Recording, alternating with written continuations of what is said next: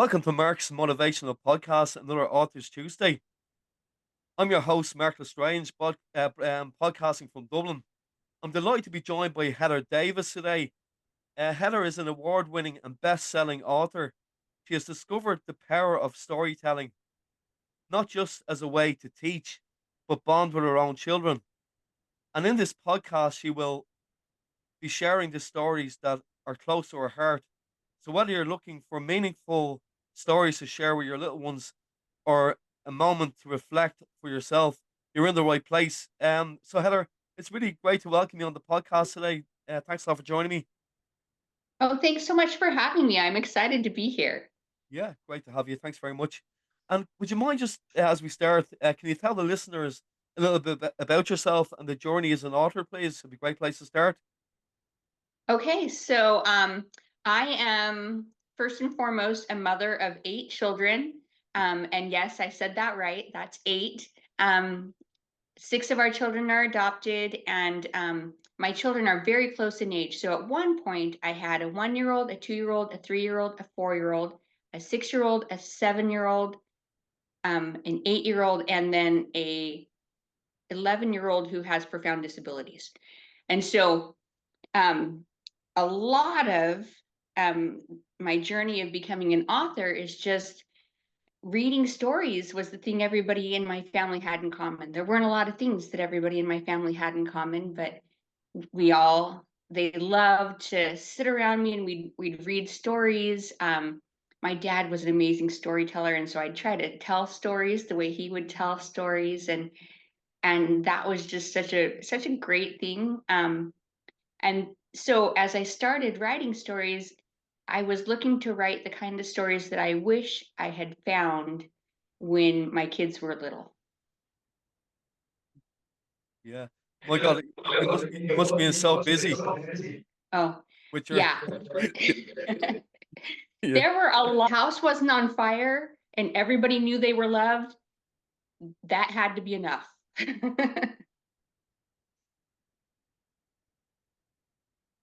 As an author yourself, Heather. So I published my first book in 2016. And my first book was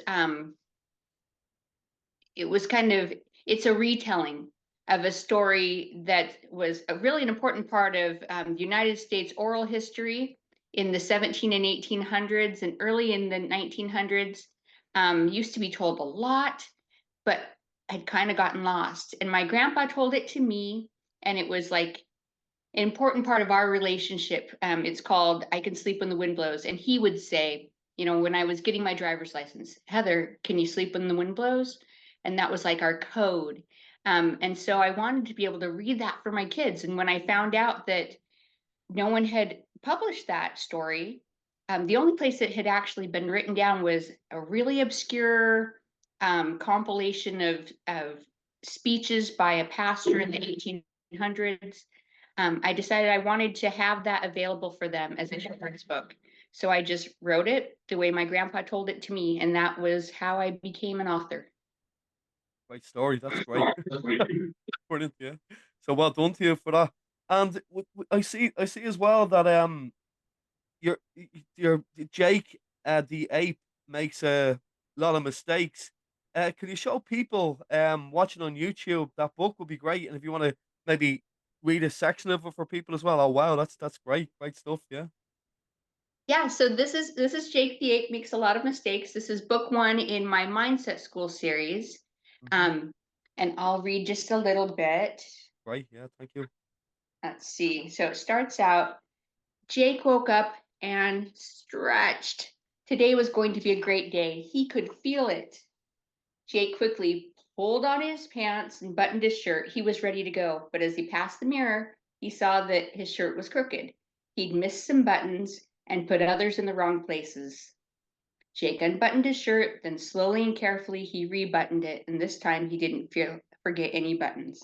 And as you go through the book, Jake makes a lot of mistakes. He spills when he's putting jam on his toast. He tries to play ball with his friends, but he's Brilliant. just throwing too hard. He um, answers a question wrong in class. There's several things, and these are all things that most of us can relate to, and and kind of feel, and we feel bad when those things happen. But the best part of this book is at the very end, when Jake is talking to his father, and he's very sad at the end of this day. His father says, "How was your day?" And he says, "Oh, it was terrible. I made so many mistakes, and now I'm afraid I'll make more mistakes tomorrow." And his father says, "That's wonderful. I'm so glad you made mistakes, because that's how we learn. Can you tell me what you learned today?" And then Jake looks through, I love my illustrator, looks through all the things, remembers all the things that happened to him, and thinks about what he learned from those mistakes and says, "Oh, I hope I make a lot of mistakes tomorrow too." Um, and this is just kind of a fun thing. I feel like, especially with our social media, we've got such this feeling that we have to be perfect. We need everybody else to think that we're perfect. If we have someone see us look weak or making mistakes, oh, that's the end of the world. And Yeah. making mistakes is how we learn. I mean, if you watch a young child learning to walk, I mean, they fall all the time. And we don't say, "I can't believe you just fell." We say, "Get back up. That's great." Yeah. And we want to just not lose that joy of get back up, keep learning. So that's what this book is trying to help children to regain. What a great message, Heather. That's absolutely brilliant. Because, Thank you. like you say, like when you're learning to ride a bike, like and anything like that, that's an amazing message. And I love the illustrations as well. You were saying that the illustrators from Wales, this side of the world, yeah, Yes. yeah, Yeah, she's great. She does so many detaily things. Let me see if I can show you one of my favorites. If you look at Jake's shirt, yeah, she yeah. spent weeks doing the different poses and Mhm. expressions on all the different bananas. I mean, Brilliant. she Yeah. she cares about every little piece of Mm. there, and yeah, she's amazing. Her Definitely. name is Corinne Webb, and Okay. my books would not be nearly so successful without her. Mm. And how did you come across her? Was it how did you kind of come across to get the illustrator? Well, so that was actually from a series of mistakes. Okay. With my Brilliant. second book, Yeah. um, I hired an illustrator I thought was really good, and she could really draw. But then when it came time for her to color in the illustrations, she didn't understand how to color illustrations. It was really flat, and it just really didn't look good. And I'm part of this big Facebook and group for authors and illustrators, and I just posted some of the illustrations, and I said, "Okay, am I wrong? Is this as bad as I think? Should I go ahead and just publish with it? Should I just bag this whole book altogether?" And Corinne messaged me and said, "Hey, I want you to know, first of all, it is as bad as you think. Don't publish it like that. Get somebody else, but don't give up. And it's going to be okay. It's a good story." And she said, "I'd love to help you, but I'm super packed. I don't have any time." And so I just kind of sat on it for a couple months. And then she came back a couple months later and said, "Hey, I don't know if you've already published that book, but I just had some time open up. And if you want, I will credit you the money you already spent towards illustrations on what I do." How amazing. And we went from there. I published 7 more books with her, just because, I mean, that kind of just heart, that kind of just, I mean, yeah, she's just an amazing human. She's as good of a human as she is an illustrator. Wow. And it's great when you meet someone like that and it clicks. That's absolutely brilliant. I'm delighted for you. That's great, Heather, because your work is amazing. And you said you've done Thank, 7 books. That's amazing. Wow. And yeah, wh- thank what you. what are they all called? You want to just give a list of them? I know I'll be sharing your links on the show notes as Yeah, well. But if you'd like to maybe give a list for people who are listening, please. yeah. So my first one is called "I Can Sleep When the Wind Blows." My second is called "The Bloams and the Smooms and the Impossible Bridge," and that one is about two groups that are can't get along, and they learn to see the strengths in each other. The third one is called "Into Justin's World," and that's about my son Justin, who is autistic, and it's a fun story. And then my fourth one is Jake the Ape Makes a Lot of Mistakes. Right. Yeah. That's the next one in that series is Freddie the Fox Will Not Share His Thoughts. And then the next one is Riley the Rabbit Learns a New Habit. And then for a lot of my books, I have companion books. So for Into Justin's World, the companion is a nonfiction book called The Wonderful Animals of the Boise River. And it just tells all about the Boise River. For Jake the Ape, I have this one, which is Jake the Ape's Growth Mindset Affirmations. And so like an example here is kids can color it and it has the affirmation that goes with Jake the Ape. That's great. That's And brilliant, Heather. Yeah. yeah, Yeah. so those are my books. Great stuff. And where are they available? Where can people purchase them? Obviously, Yeah. yeah, So I on mean, I'm an author, so obviously I'm on Amazon. Amazon. It's Yeah. kind of like the law. And Yeah. then Yeah. you can get them on Barnes and Noble, Target, Walmart. I have my own website, which is Heathershelpfulstories.com. And really, I mean, any online bookseller usually has my books. Right.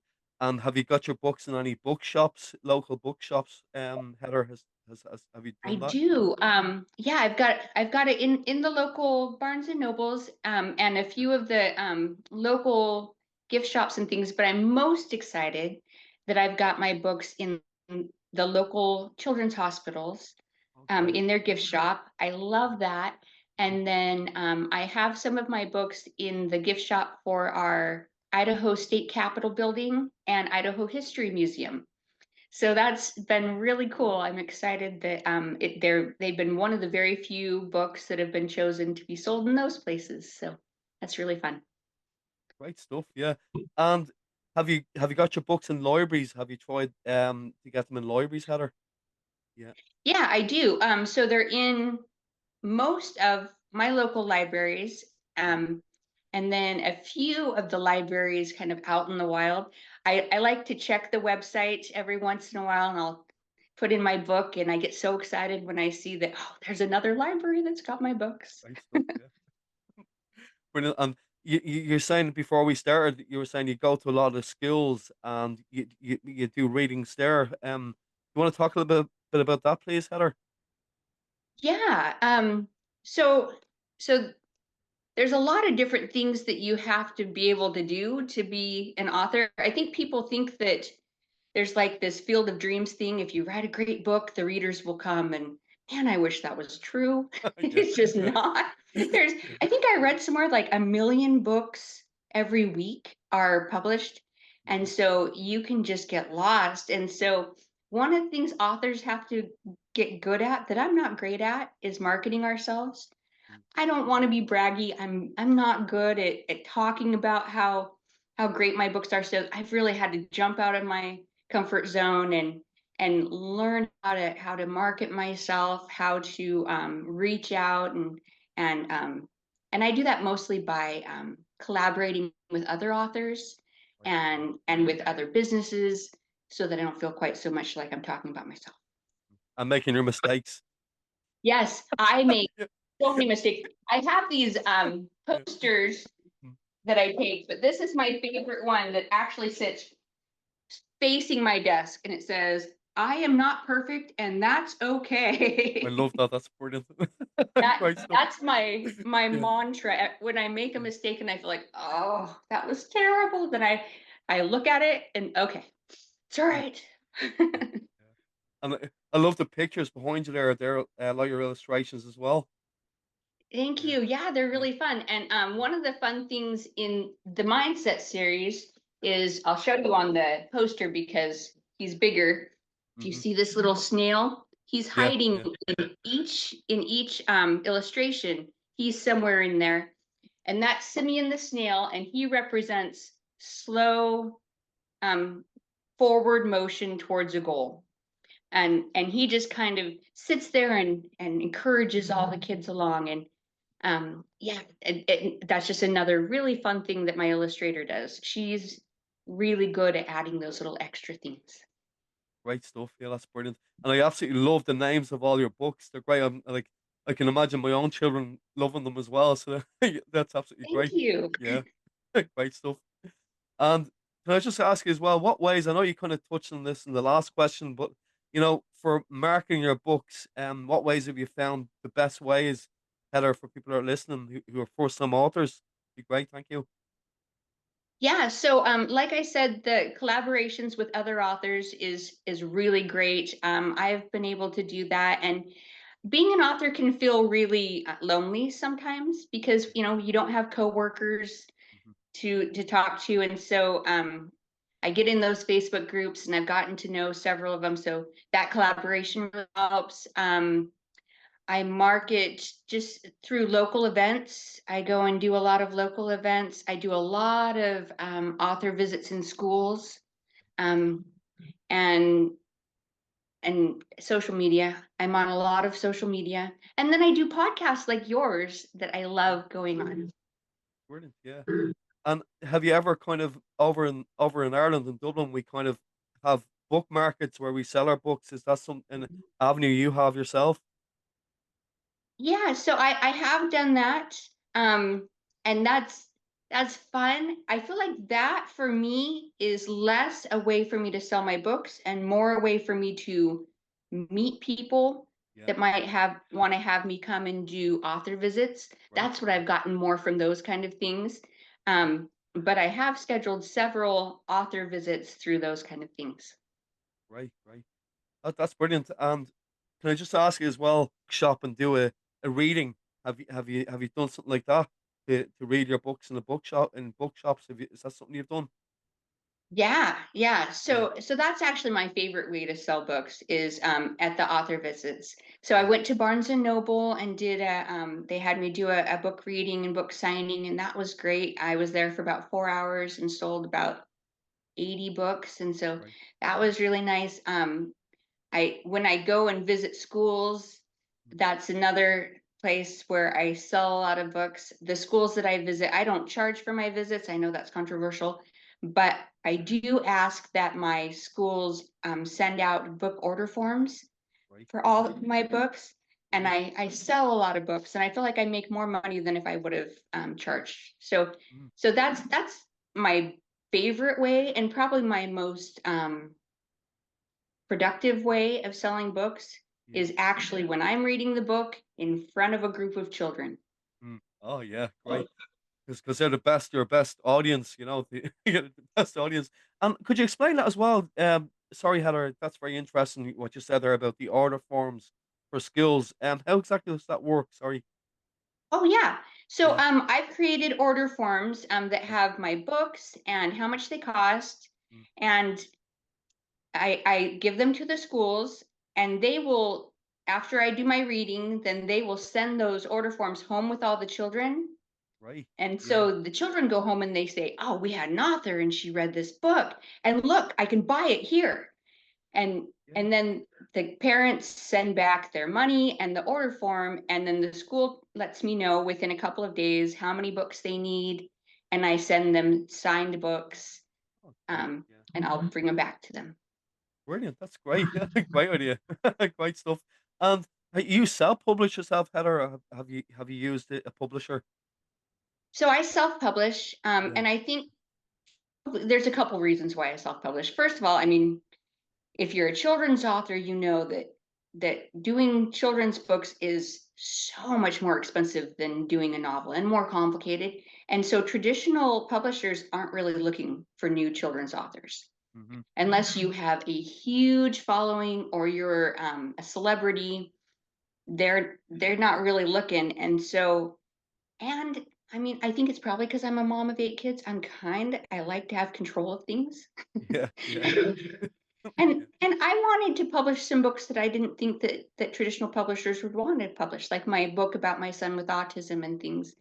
And I want to go with the illustrator I love, and so and it's been a really good thing for me. I think traditional publishing is amazing for people who want to do that, but I know a lot of traditionally published authors who have, had movies made from their books, Mm. and they don't make very much money.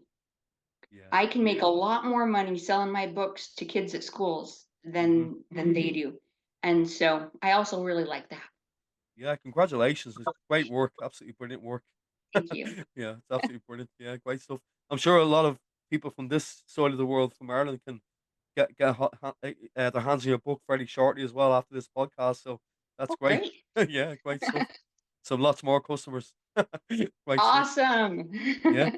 And can I just ask you as well, um what like kind of what's your most what are you most proud of in your writing so far, Heather? I know it's probably a difficult question, but because being an author of any book is a very proud thing for yourself.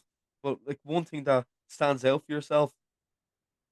So, um, this is a weird thing because it's not about the book I'm talking about today, but the thing I'm most proud of is I read my book Into Justin's World for schools, and I don't mention the word autism, but Yeah. it talks about some of the struggles he has, and I'll ask who can tell me something that's the same as Justin that you have about you, and almost every time I have a first or second year student that will raise their hand and say, I'm like Justin because I have autism. And they're excited about it. And it's not like I have autism. Yeah. They're happy. And then they use that book to jump off and talk to their other students around them about how they're like Justin. And it opens that diet, that their ability to talk to other students, and that's what Yeah. I've tried to do too with these other mindset school series, so that Mm. it just can open up those dialogues and get kids, instead of, I made a mistake, I'm like Jake because you Yeah. wouldn't believe the mistake I made today. Brilliant. And so Yeah. I love that. That's That's what I'm great. most excited about. Yeah. Yeah, because even I think we spoke shortly for a little while about Carol Dweck's books, Yeah. teaching excellence. Like if for trying different jigsaws that are easy, and then if they don't want to try the hard one in case they fail, they're afraid to make a mistake. Do you remember that part? Yeah. So that's the idea, isn't it? Yeah, Yeah. and I was telling you, I have six of my children are adopted. I've got children that are profoundly gifted. I've got children that are profoundly disabled, and kind of everything in between. And all of them, where they get stuck in their ability to learn and to progress, is that no, I'm just stay here where things feel real safe. And Yeah. I'm not willing to venture over there because I might not be good at that. I'm Hmm. and that is true of like everybody, no matter Hmm. what your IQ is, no matter what you're struggling with. Yeah. If we decide to just stay in that safe place because we don't want to make mistakes, Mm. we are denying ourselves so many opportunities. Yeah. Definitely. It's even like authors, like afraid to Oh, kind of absolutely. to make a step. Like I'm not a writer. Like you're kind of defeating yourself before you even start. Yeah. Yeah. Yeah. Yeah. And sometimes it's bad. I mean, the first couple times I was on YouTube, I don't ever want to see those again. It Mm. was bad. I definitely made mistakes, but you learn and you get better. And nobody goes from I've never done this before to I'm really good at it without a lot of mistakes in between. I mean, some people do, but it's rare. Yeah, definitely, definitely. And even I love what you said in your bio as well a bit about being a great way to bond with your own children. That's something to be very proud of, to be able to Yeah. have work your own work, to be able to encourage your own kids to do that. Yeah. Well, I found that when my kids were little, one of the things that worked, because this you couldn't use the same teaching style really with any two of my children, they're all so different, but one of the things that really worked with them was reading stories where the character had the same struggle they had. Worked much better for me to help them to get through a struggle, or break a habit or learn a new skill, than me trying to tell them, because it didn't feel like I was picking on them, didn't feel like I was singling them out. They could recognize it, they could see what that character did and it helped them to start making changes. And then when I talk to them about it, we're talking about the character and it's not quite so personal. And that's just such a beautiful thing about these stories we write. They can really, really help people. Hmm. Yeah, no, well done, great stuff, absolutely brilliant. Because like the next question I was really going to ask you there was about the way you're teaching the growth mindset. We've kind of covered that in a lot of ways, but like if there may be one or two things you find the best way with your own children that teaching the growth mindset has been most successful for you, Heather, if that's an okay question to ask, or Yeah. I'd say the biggest one goes with me, is I've had to learn that I encourage and I praise effort instead of outcome.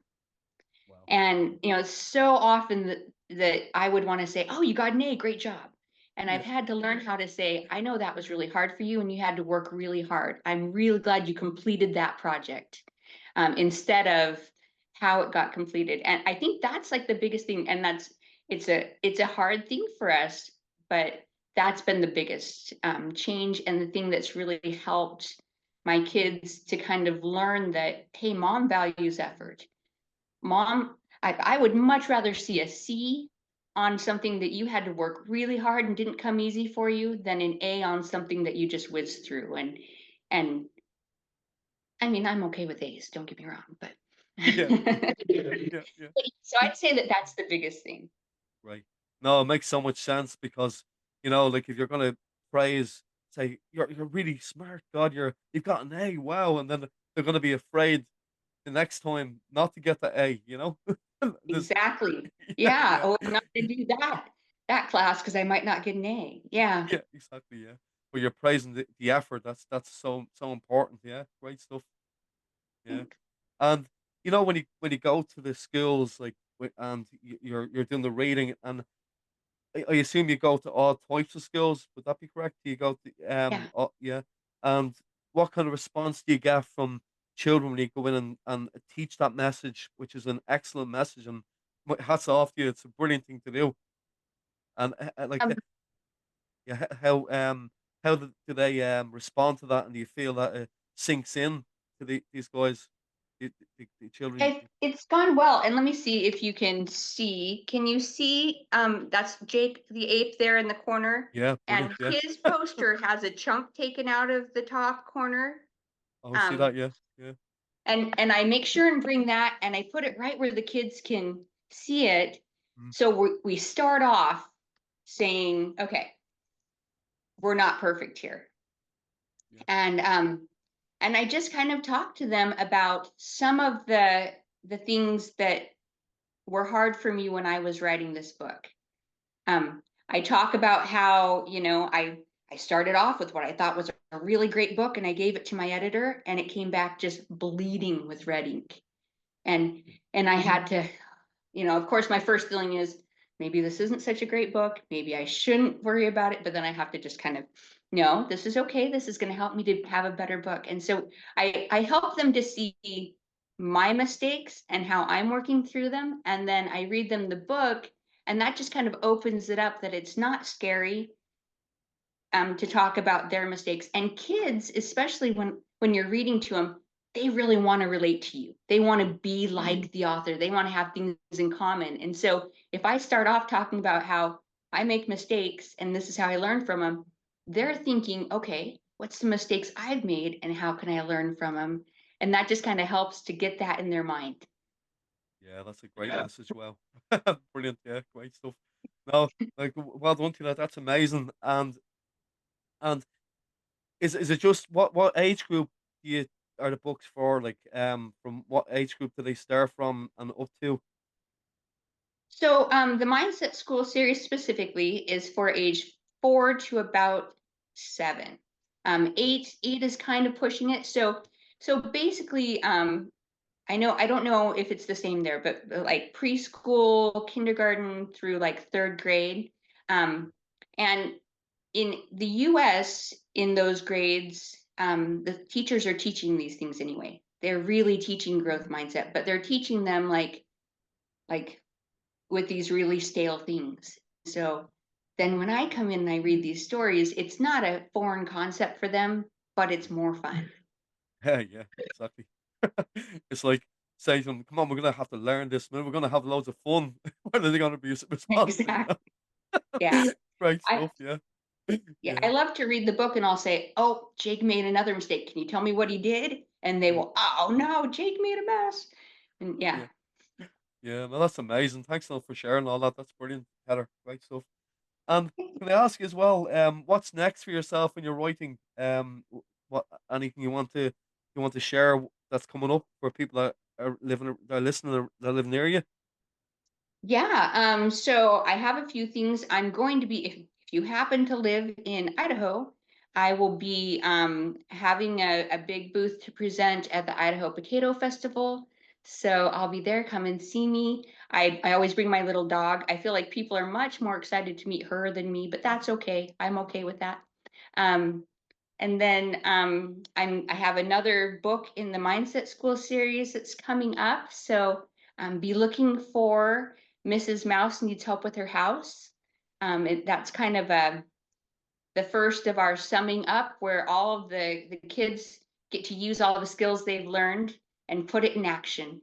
And so I'll be having that come out, and I'm really excited about that. Great stuff. And like, have you got that next book done? Is it's going to be in the process? Is it? It's nearly there? Is it your new book? So it's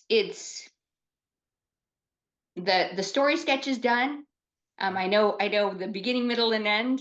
Mhm. I'm writing it, and then so it'll probably come out in 2025. Great, great stuff. Something to look forward to.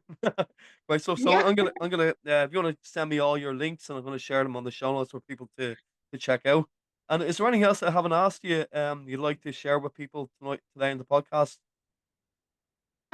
Just I mean, I know that this is kind of on brand, but sincerely, if you are a new author and you're looking at all the things that you have to do and you're feeling overwhelmed and maybe I can't do this, or if you've published a book and it didn't, it hasn't been well received, don't think that that means you can't do it. I mean, really, being an author, just like anything else, is learning and growing. And there are so many things that we have to know as an author. Don't expect yourself to know everything and be perfect all at once. That's great advice. Thanks very much. That's really good advice. And have you thought about audiobooks yourself, Heather? Is that something you've done? Yeah, so all of my children's books have audio versions on Oh, great. audible.com. Brilliant, brilliant. And three of them have accessible audio versions through DCPI, where they take children's books and they have the narrator not only tells the story, but then they'll stop and also describe the book for children who are visually impaired. And three of my books were chosen to be part of that project. I'm really, really very proud and honored that they get to be as part of that. Another big thing to be proud of. Brilliant. Well done. And was that like a hard process to get your books on Audible, Heather? Or was what No, was no? no, actually, there aren't a lot of things being an author that make you feel like, okay, maybe I'm kind of a big deal. I mean, that's just like not something I feel very often, but doing that I kind of did. It was so fun. I just, had my manuscript and then I had a whole bunch of people auditioning to read my book. And so they'd send in their samples and I got to listen to them and and so many I mean, these guys are amazingly talented. Mhm. And here's me getting to pick between the pick of the litter to find someone to do my book. So it wasn't hard because they do all the work and all I have to Okay. do is choose the one that fits best. And the hardest thing really was not picking everybody. Yeah, yeah. Bit like X Factor or America's Got Talent or something. Yeah, I know, right? I feel like all of a sudden I'm Simon Cowell or something. Yeah. Yeah. Great stuff. No, it's been absolute pleasure having you on the podcast today, Heather. Thanks a lot for joining me, and all your works looks amazing. Really, really good. Great books. Thank you so much. I've really had fun being on there. Yeah. I really appreciate you having me here.